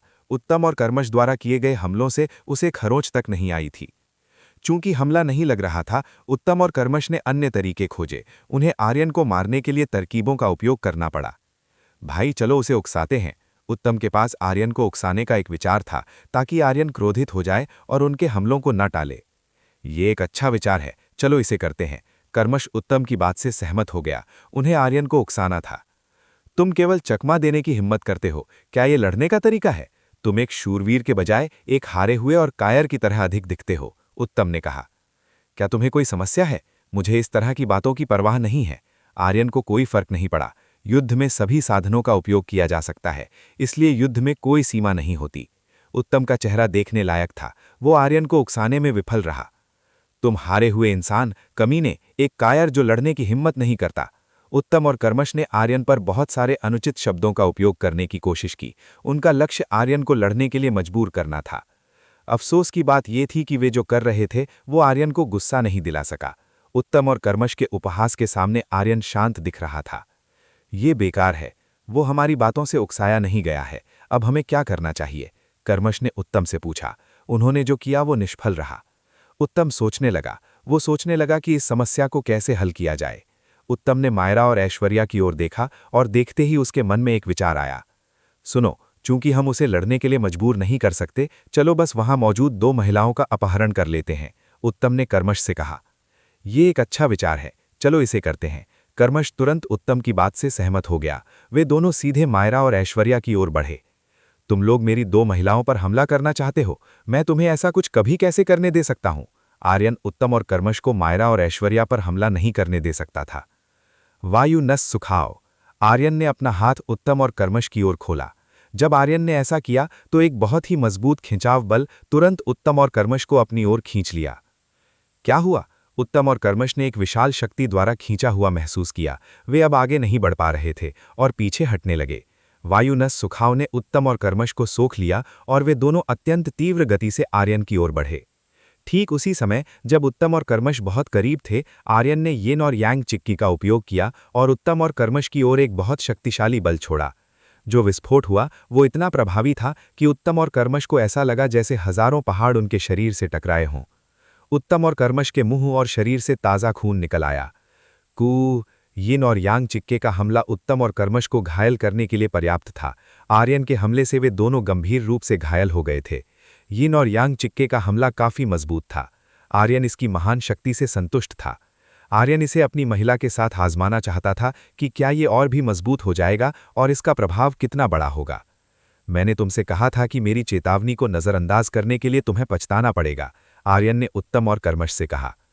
चूंकि उत्तम और कर्मश के घाव काफी गहरे थे, इसलिए वे दोनों आर्यन की बातों का जवाब नहीं दे सके। उत्तम और कर्मश केवल आर्यन की ओर इशारा कर सके। दोनों ने आर्यन की ओर इशारा किया और संकेत किया कि आर्यन ने जो किया है उसके लिए उसे पछताना पड़ेगा। आर्यन उत्तम और कर्मश द्वारा दी गई धमकियों से थक चुका था। वे दोनों आर्यन के लिए बहुत अधिक धमकी भरे थे। आर्यन ने कर्मश और उत्तम पर प्रहार किया। वो उत्तम और कर्मश की साधना को अपंग करने पर मजबूर था। उन दोनों को मारने के बजाय उन्होंने उनके पास जो साधना थी उसे अपंग करने का चुना। ये उन्हें मारने से कहीं अधिक क्रूर था। पति, क्या किसी ने तुम पर हमला किया? अश्विनी पास आई। वो आई और आर्यन के पास चलकर गई। कुछ नहीं, बस 2 लोग हैं जो मेरे साथ परेशानी पैदा करने की कोशिश कर रहे थे, आर्यन ने अश्विनी से कहा। अश्विनी ने उन 2 लोगों की ओर देखा जिन्हें आर्यन ने अभी अभी बेहोश किया था। इन दोनों को देखकर अश्विनी नाखुश लग रही थी। तुम उनके साथ क्या करने जा रहे हो? अश्विनी ने आर्यन से पूछा। मुझे लगता है कि मैं जाऊंगा और उन दोनों को शिन कबीले को वापस कर दूंगा, जिससे शिन कबीले को पता चल जाएगा कि उनके पास जीतने का कोई मौका नहीं होगा। अध्याय 1679। शिन कबीले ने सब कुछ खो दिया। तो बस मुझे जाने दो। अश्विनी ने स्वयं सेवा की। वो उन 2 अपंग लोगों को लेकर जाने वाली थी। क्या तुम आश्वस्त हो? आर्यन ने अश्विनी से पूछा। जरूर, बस ये मामला मुझ पर छोड़ दो। अश्विनी ने आर्यन से कहा कि वो ये काम खुद कर लेगी। अगर तुम वाकई ऐसा कहती हो तो ठीक है। चूंकि अश्विनी ने ऐसा कहा था, इसलिए आर्यन ने उसे ये करने दिया। अश्विनी निकल गई। वो उत्तम और कर्मश को शिन कबीले के मुख्यालय की दिशा में ले गई। चलो इस जगह को साफ करते हैं। ऐसा लगता है कि अभी हुई लड़ाई काफी विनाशकारी थी। आर्यन ने मायरा और ऐश्वर्या से कहा कि वो इस जगह को व्यवस्थित करें। भले ही आर्यन ने कोई नुकसान न करने की कोशिश की थी, लेकिन ऐसा लगा कि नुकसान अपरिहार्य था। उच्च स्तर के साधकों के बीच लड़ाई वास्तव में ऐसी ही होती है। आसपास का नुकसान टाला नहीं जा सकता। मैं वहां के कुछ कर्मचारियों को बुलाती हूं। मायरा और ऐश्वर्या कुछ कर्मचारियों को बुलाएंगी ताकि वो जगह को साफ करने में मदद कर सकें। मुख्यालय के सामने अश्विनी ने उत्तम और कर्मश को शिन कबीले के मुख्यालय के बाहर फेंक दिया। महान एल्डर, सामने खड़े पहरेदार ने तुरंत उत्तम और कर्मश को पहचान लिया। उन्होंने तुरंत उनकी हालत देखी। अश्विनी ने अपनी उपस्थिति छिपाने के लिए एक हुड पहना रखा था। उसने सुनिश्चित किया कि उसकी पहचान दूसरों को न दिखे। तुम कौन हो? तुमने हमारे 2 महान एल्डर्स के साथ क्या किया है? शिन कबीले के सदस्यों ने अश्विनी से पूछा। उन्होंने किसी का अपमान किया है, इसलिए वो इसकी कीमत चुका रहे हैं। मुझे उम्मीद है कि ये आप लोगों के लिए एक सबक होगा, अश्विनी ने शिन कबीले के द्वारपाल से कहा। तुम्हारी हिम्मत कैसे हुई शिन कबीले से ऐसा कहने की? योगेश बाहर आया। वो बाहर निकला और उसने अश्विनी की ओर देखा। योगेश का शरीर अत्यंत भयानक हत्या के इरादे से भरा हुआ था। वो अश्विनी को मारने के लिए तैयार लग रहा था। इस स्थिति में भी अश्विनी बहुत शांत थी। उसके चेहरे पर डर का जरा सा भी निशान नहीं था। अश्विनी योगेश जैसे बच्चे से भला कैसे डर सकती थी? तुमने 2 महान एल्डर्स को घायल किया है, इसका मतलब है कि तुम हमारे शिन कबीले की दुश्मन हो, योगेश ने अश्विनी से कहा। उसने पहले ही अश्विनी को दुश्मन मान लिया था। उससे मेरा कोई लेना देना नहीं है, अश्विनी ने योगेश से कहा। जो हुआ वो उसका काम नहीं था। योगेश अश्विनी से और भी अधिक चिढ़ गया। योगेश का हत्या का इरादा इतना बढ़ गया कि आसपास के शिन कबीले के सदस्य डर महसूस करने लगे। कुलपति भयानक हैं, वो उस महिला को मारना चाहते हैं। सभी ने सोचा कि योगेश अश्विनी को मारना चाहता है। मैं तुम्हें मार डालूंगा। योगेश आगे बढ़ा और अश्विनी की ओर झपटा। अश्विनी अभी भी वहीं थी जहां वो खड़ी थी। उसने योगेश के हमले से बचने का कोई संकेत नहीं दिखाया। योगेश को इस बात की परवाह नहीं थी कि अश्विनी लड़ना नहीं चाहती, वो फिर भी उसकी जान ले लेगा। Flame don kick. योगेश ने अश्विनी को लात मारी। उसने पूरी ताकत से वार किया। जब योगेश का हमला अश्विनी के शरीर से टकराने ही वाला था, अश्विनी का शरीर बर्फ के कोहरे में बदल गया। योगेश का हमला उसके शरीर के आर पार निकल गया। जैसे ही योगेश बर्फ के संपर्क में आया, उसका शरीर तुरंत बर्फ में जम गया। वो एक बर्फ की मूर्ति में जमकर नीचे गिर गया। जो कुछ हुआ उसे देखकर हर कोई सन्न रह गया। एक कुलपति को अश्विनी ने तुरंत जमा दिया। उसने कुलपति पर हमला किया है, चलो उस पर हमला करते हैं। योगेश को जमा देखकर एल्डर और वहां मौजूद सभी गार्डों ने तुरंत अश्विनी पर हमला कर दिया। उन्होंने अश्विनी पर बड़े पैमाने पर हमला किया। अश्विनी ने खुद को बर्फ से ढक लिया। उसके चारों ओर बर्फ थी जिसने सभी हमलों का विरोध किया। सच तो यह है कि मैं तुम लोगों से लड़ना नहीं चाहती, लेकिन चूंकि तुम मुझसे लड़ना चाहते हो तो मैं तुम्हें इसके परिणाम भुगतने पर मजबूर कर दूंगी। अश्विनी के हाथों ने कुछ हरकतें करना शुरू कर दिया। उसका इरादा एक फॉर्मेशन यानी व्यूह बनाना था। शिन कबीले के ऊपर का आकाश एक विशाल फॉर्मेशन से ढक गया। एक विशाल व्यूह ने पूरे शिन कबीले को घेर लिया। शिन कबीले के आसपास का तापमान बेहद ठंडा हो गया। लोग अत्यधिक ठंड से कांपने लगे। शिन कबीले के हर सदस्य का शरीर पीला नीला पड़ गया। वो कम तापमान के कारण ठंडे दिख रहे थे। अगर ये ऐसे ही चलता रहा तो उन्हें हाइपोथर्मिया हो जाएगा, जिससे शिन कबीले के सदस्य एक एक करके गिरने लगे। वो जमीन पर गिरते जा रहे थे। पल भर में शिन कबीले के सभी सदस्य जमीन पर गिर पड़े और बेहोश हो गए। ऐसा लगता है कि ये काफी है, अब वो और कुछ बुरा नहीं कर पाएंगे। अश्विनी ने उन सभी को परिणाम महसूस करा दिए थे। अब शिन कबीला अपने जीवन के सबसे बुरे समय का अनुभव करने वाला था। वो इस दुनिया में अपना सब कुछ खो देंगे। अश्विनी इसकी गारंटी दे सकती थी। अश्विनी शिन कबीले को छोड़कर चली गई और वापस आर्यन के पास लौट आई। कुछ ही क्षणों बाद एक एक करके शिन कबीले के सदस्य जागने लगे। वो उठे और चारों ओर देखने लगे। जब वो जागे तो शिन कबीले के सभी सदस्य जो कुछ हुआ था उससे शॉक में थे। वो सभी अपनी शक्ति का उपयोग करने में असमर्थ थे। कहा जा सकता है कि तापमान में अत्यधिक परिवर्तन के कारण उनकी नसें और दांतियां क्षतिग्रस्त हो गई थीं। शिन कबीले के हर व्यक्ति अब अपनी शक्ति का उपयोग नहीं कर सकते थे। अब वो बिना शक्ति के सामान्य मनुष्यों से बढ़कर कुछ नहीं थे। शिन कबीले की शक्ति खोने की खबर बहुत तेजी से फैली, जिससे शिन कबीले के दुश्मनों का तांटा लग गया।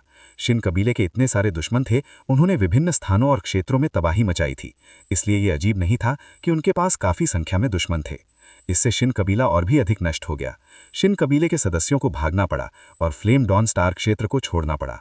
आर्यन को तुरंत खबर मिली कि शिन कबीला फ्लेम डॉन स्टार क्षेत्र छोड़कर चला गया है और सब कुछ पीछे छोड़ गया है। ये किसने किया? आर्यन अंदाजा लगाने लगा कि शिन कबीले के साथ ऐसा किसने किया। ये इतनी जल्दी कैसे हो गया? आर्यन ने अश्विनी की ओर देखा। संभावना थी कि ये अश्विनी ने ही किया था। ये सिर्फ एक अंदाजा था, शायद किसी और ने किया हो। चूंकि शिन कबीला भाग गया था, फ्लेम डॉन स्टार क्षेत्र के भीतर सभी व्यवसायों को आर्यन ने अधिकृत कर लिया। अब शिन कबीले की सभी संपत्तियां आर्यन की थीं। अब जबकि शिन कबीला केवल भाग सकता था और छिप सकता था, वो अपने आप को प्रकट करने की हिम्मत नहीं कर सकते थे, क्योंकि उनके अनगिनत दुश्मन थे जो उन्हें देखते ही मार डालते। ये बहुत संभव था कि शिन कबीला इस दुनिया में फिर कभी नहीं दिखेगा। सब कुछ हो गया, चलो वापस चलते हैं। चूंकि सब कुछ खत्म हो गया था, इसलिए उन सभी के वापस जाने का समय आ गया था। उनका काम पूरा हो गया था, इसलिए घर लौटना ही उनके लिए जरूरी था। शिन कबीले की खबर बहुत तेजी से फैली। सानवी ने भी ये खबर सुनी। शिन कबीला नष्ट हो गया है, ये कौन कर सकता है? सानवी जानना चाहती थी कि शिन कबीले को नष्ट करने में कौन सक्षम था। शिन कबीला फ्लेम डॉन स्टार क्षेत्र में एक प्रबल कबीला था। उसे नष्ट करने में बहुत से लोग नहीं होने चाहिए थे। निश्चित रूप से किसी शक्तिशाली व्यक्ति ने ही इसे नष्ट करने में मदद की होगी। सानवी इस मामले के बारे में सोचने लगी। वो सोचने लगी कि ऐसा करने में कौन सक्षम है। असंभव, क्या ये वही है? सानवी ने आर्यन के बारे में सोचा। किसी तरह उसकी अंतरात्मा ने उसे बताया कि ये आर्यन का ही काम था। अध्याय 1680 कीर्ति को सबक सिखाना। सानवी ने इस मामले के बारे में गहराई से सोचा। उसने इस गुत्थी को जल्द से जल्द सुलझाने की कोशिश की। सानवी ने अपनी तलाश शुरू कर दी थी। उसने इस मामले पर रोशनी डालने के लिए अपने पास मौजूद बेहतरीन लोगों की मदद ली। सानवी एक बहुत ही सावधान महिला है। वो अपने हर कदम पर बहुत सावधानी बरतती है। अगर सानवी सावधान नहीं होती तो वो काफ़ी मुसीबत में पड़ सकती थी। सानवी ने खिड़की के बाहर देखा। वो कुछ सोच रही थी। ये साफ था कि उसके मन में कुछ चल रहा था। आर्यन, ऐश्वर्या, मायरा और अश्विनी आकाश, बादल, शिखर, नक्षत्र क्षेत्र, sky, cloud, peak, star realm लौट आए। वे आर्यन के घर वापस आ गए। व्यवसाय बढ़ता रहा और आर्यन की ताकत और भी मजबूत होती गई। बिना महसूस किए आर्यन ने एक विशाल शक्ति का निर्माण कर लिया था। उसने साये की तरह एक महान शक्ति खड़ी की थी, जिससे पूरे गॉड रेल्म की बड़ी शक्तियों को इस बारे में पता नहीं चला। मास्टर, आप आखिरकार वापस आ गए। क्या आप कुछ चाय पीना चाहेंगे या आप कुछ खाना चाहते हैं? कीर्ति ने आर्यन से पूछा। कीर्ति अब पहले से भी अधिक परिपक्व और चकाचौंध भरी लग रही थी।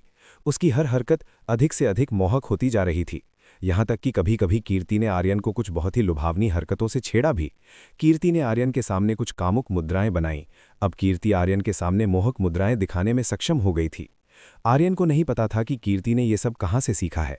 निश्चित रूप से कोई ना कोई होगा जिसने इसे करना सिखाया होगा, वरना कीर्ति को ऐसी बात कैसे पता चल सकती थी। आर्यन ने यह न जानने का नाटक किया कि कीर्ति क्या कर रही है। उसने ऐसा व्यवहार किया जैसे कुछ हुआ ही ना हो। युवा मास्टर, मुझ में कोई दिलचस्पी क्यों नहीं दिखा रहे? कीर्ति को यह अजीब लगा। कीर्ति ने अपने कौशल से आर्यन को लुभाने की पूरी कोशिश की थी, फिर भी आर्यन ने उसमें कोई रुचि नहीं दिखाई। दुर्भाग्य से उसने जो किया वो निष्फल रहा। कीर्ति द्वारा किया गया प्रयास आर्यन को लुभाने में असमर्थ रहा। आर्यन ने इससे कहीं बढ़कर चीजें देखी थीं, इसलिए ऐसी बात आर्यन को आसानी से धोखा नहीं दे सकती थी। आर्यन को उकसाने के लिए कुछ बड़े कदम की जरूरत थी। भले ही कीर्ति का आकर्षण और सुंदरता बेहतर होती जा रही थी, वो एक सुंदर और मोहक महिला बन गई थी, लेकिन अगर कीर्ति खुद को और भी खोलती तो शायद वो आर्यन को उत्तेजित करने के लिए पर्याप्त होता। अगर कीर्ति ने और भी अधिक खुलासा करने वाली पोशाक पहनी होती तो वो अत्यंत मोहक होती। आर्यन को लुभाने के लिए कीर्ति को और भी मजबूत कौशल का उपयोग करना था। ऐसा लगता है कि कीर्ति तुम्हें चिढ़ाने की कोशिश करती रहती है, अवनी ने आर्यन से कहा। उसने देखा कि कीर्ति लगातार आर्यन को रिझाने की कोशिश कर रही है। मुझे पता है, ये निश्चित रूप से सरस्वती और 7 अप्सराओं का काम है। जब मैं आसपास नहीं था तो उन्होंने कीर्ति को कुछ अजीब सिखाया होगा। ऐसी बात और कौन सिखा सकता है? अवनी आर्यन की बात से सहमत थी। ये निश्चित रूप से सरस्वती ही थी जिसने कीर्ति को इस तरह के मामले सिखाए थे। मुझे लगता है कि मैं उसे एक छोटा सा सबक सिखाऊंगा। आर्यन ने कीर्ति को थोड़ा सबक सिखाने का इरादा किया। कीर्ति को आर्यन की ताकत का पता चल जाएगा। कीर्ति, यहाँ आओ। आर्यन ने कीर्ति को अपने पास आने के लिए कहा। युवा मास्टर, क्या बात है? कीर्ति आर्यन की ओर आई। उसने पूछा कि आर्यन क्या चाहता है। यहाँ आओ। आर्यन ने कीर्ति को अपने करीब आने के लिए कहा। वो उसे कुछ देना चाहता था। कीर्ति आर्यन के करीब आई। वो जानना चाहती थी कि आर्यन उसे क्या देगा। जैसे ही कीर्ति करीब आई, आर्यन ने तुरंत कीर्ति के शरीर को अपनी ओर खींचा। उसने अपने सामने खड़ी कीर्ति की कमर को गले लगा लिया। आह! कीर्ति चिल्लाई। वो इसके लिए तैयार नहीं थी। कीर्ति को उम्मीद नहीं थी कि आर्यन अचानक उसे इस तरह गले लगा लेगा। युवा मास्टर, आप क्या कर रहे हैं? कीर्ति ने आर्यन से पूछा कि उसने अचानक उसे इस तरह क्यों गले लगाया। क्यों? क्या मैं ऐसा नहीं कर सकता? आर्यन ने कीर्ति से पूछा। बेशक। कीर्ति ने बेशक आर्यन को वो करने की अनुमति दी जो वो चाहता था। वो खुद को आर्यन की मानती थी, इसलिए आर्यन जो कुछ भी करना चाहता था, कीर्ति खुद को उसके प्रति समर्पित कर देती। इसीलिए उसने 7 अप्सराओं और सरस्वती से एक पुरुष को लुभाने का तरीका सीखने की पूरी कोशिश की थी। सरस्वती और 7 अप्सराएं किसी को चिढ़ाने में माहिर थीं, इसलिए ये अजीब नहीं था कि वो अपने कौशल से किसी को भी लुभा सकती थीं। लेकिन वे सभी आर्यन के हाथों हार गई थीं और अब वे फिर से ऐसा कुछ करने की हिम्मत नहीं करती थीं। सरस्वती और 7 अप्सराएं पहले से ही जानती थीं कि अगर वे आर्यन को चिढ़ाएंगी तो उसके परिणाम क्या होंगे। वे पहले से ही जानती थीं कि आर्यन कितना मजबूत और भयानक था। आर्यन ने कीर्ति के शरीर को छुआ। वो देखने लगा कि कीर्ति का शरीर कैसा है। उसका शरीर बहुत अच्छा है। आर्यन ने स्वीकार किया कि कीर्ति का शरीर बहुत मोहक था और उसमें असाधारण सुंदरता थी। यदि सामान्य पुरुष कीर्ति को देखते तो वे स्वाभाविक रूप से उसके दीवाने हो जाते। कीर्ति ने सिसकना शुरू कर दिया। आर्यन के स्पर्श से वो मदहोश होने लगी। आर्यन का स्पर्श बहुत आरामदायक महसूस हो रहा था। कीर्ति को बहुत आनंद मिलने लगा। ये क्या है? क्या यही वो बात है जो दीदी सरस्वती ने मुझसे कही थी? कीर्ति ने आखिरकार खुद महसूस किया कि सरस्वती और 7 अप्सराएं हमेशा कैसा महसूस करती थीं। कीर्ति ने स्वीकार किया कि आर्यन जो कर रहा था वो बहुत आरामदायक था। उसने माना कि वो एहसास वास्तव में बहुत बहुत अच्छा था। वो वास्तव में बहुत संवेदनशील है। आर्यन ने देखा कि कीर्ति बहुत संवेदनशील थी। आर्यन की जरा सी हरकत ने कीर्ति को उत्तेजित कर दिया। ये देखकर आर्यन कीर्ति को और भी अधिक चिढ़ाना चाहता था। वो कीर्ति को थोड़ा और आनंद महसूस कराएगा। कीर्ति अभी भी बहुत मासूम थी। ऐसा लग रहा था कि उसने अभी तक एक महिला के सुख का अनुभव नहीं किया था। कीर्ति की सांसें अनियमित होने लगी। वो बहुत उत्तेजित होने लगी। युवा मास्टर, मेरा शरीर अजीब महसूस हो रहा है, कीर्ति ने आर्यन से कहा। जब आर्यन उसे छू रहा था तो उसे कुछ अजीब महसूस हुआ। तुम्हें यह पसंद आ रहा है या नहीं? आर्यन ने कीर्ति से पूछा। वो जानना चाहता था कि कीर्ति को यह एहसास पसंद है या नहीं। मुझे ये पसंद है, कीर्ति ने आर्यन को बताया कि उसे यह एहसास पसंद आया। यह अच्छा है कि तुम्हें यह पसंद आया। आर्यन ये सुनकर खुश हुआ। ऐसा लग रहा था कि कीर्ति को भी उसके द्वारा दिया गया एहसास पसंद आया। युवा मास्टर, कृपया और दिल से करें, कीर्ति ने आर्यन से और भी दिल से करने के लिए कहा। वो आर्यन से और चाहती थी। क्या तुम बहुत साहसी नहीं हो रही हो? मुझे उम्मीद नहीं थी कि कीर्ति इतनी कामुक होगी, आर्यन ने कीर्ति से कहा। कीर्ति का चेहरा तुरंत लाल हो गया। आर्यन की बात सुनकर वो शर्म से लाल हो गई। आर्यन के शब्द ऐसे थे जैसे कीर्ति कोई कामुक महिला हो। युवा मास्टर, कृपया ऐसी शर्मनाक बातें ना कहें, कीर्ति ने आर्यन से ऐसा न सोचने के लिए कहा। आर्यन ये सुनकर हंस पड़ा। सच तो ये था कि कीर्ति बहुत मनोरंजक थी। उसने अपने बहुत ही मजेदार व्यवहार से आर्यन को हंसा दिया।